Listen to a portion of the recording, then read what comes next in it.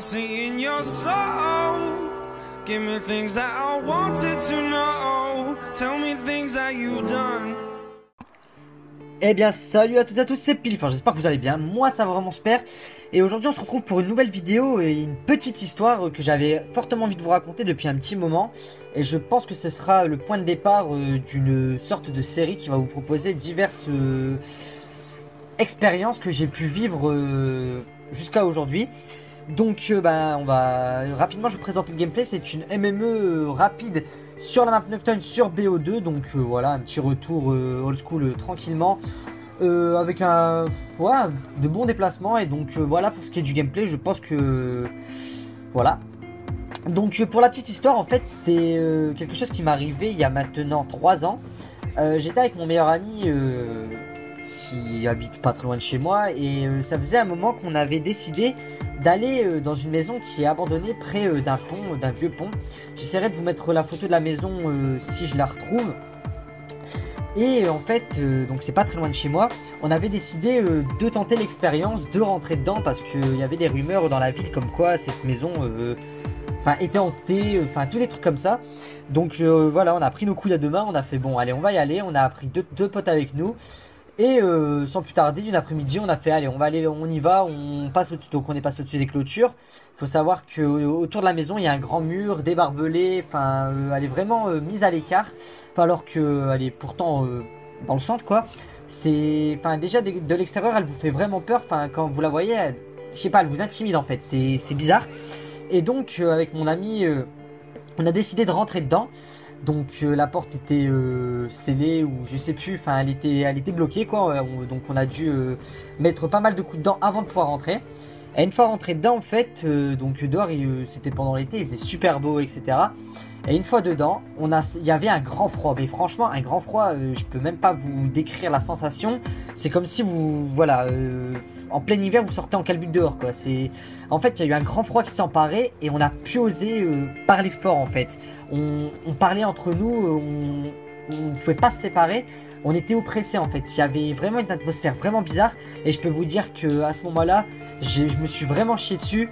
On n'était pas bien, en sachant que on visitait un peu la maison en même temps, en sachant qu'on était encore qu'au rez-de-chaussée et on savait pas trop quoi faire. Et donc voilà, on faisait les pièces, donc salon, cuisine, et avec des objets qui attiraient notre attention.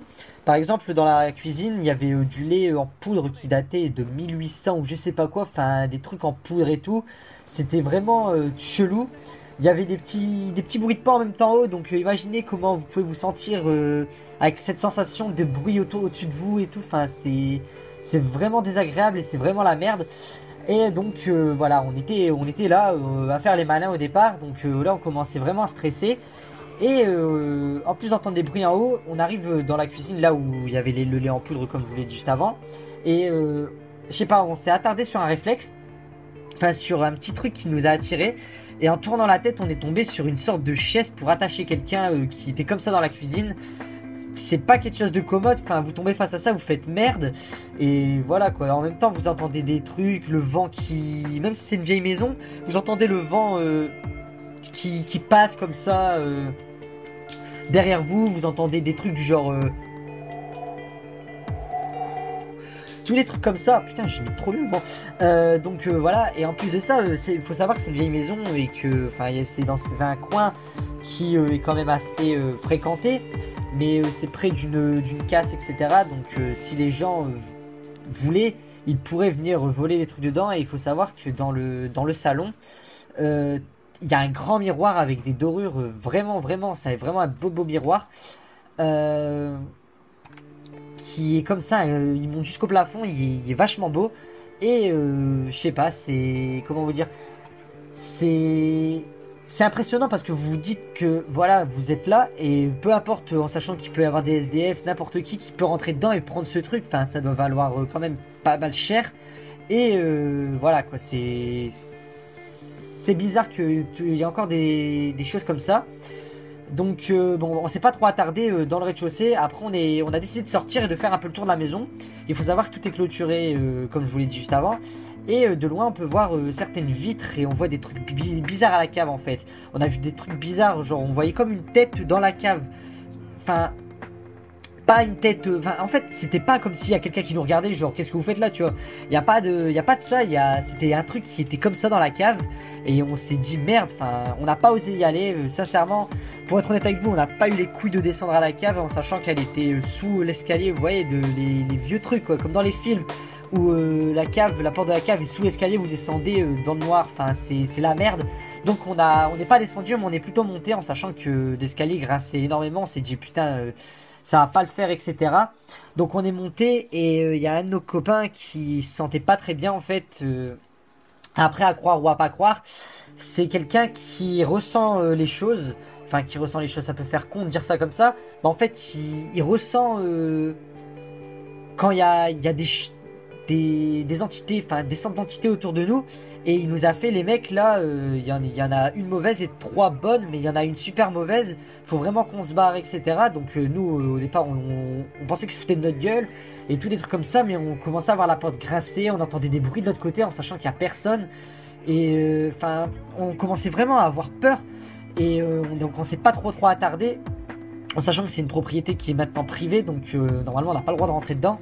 Et donc on était oppressés, on se sentait pas bien, même en sortant, on était toujours pas bien, on avait l'impression que quelqu'un nous suivait, que quelque chose était près de nous.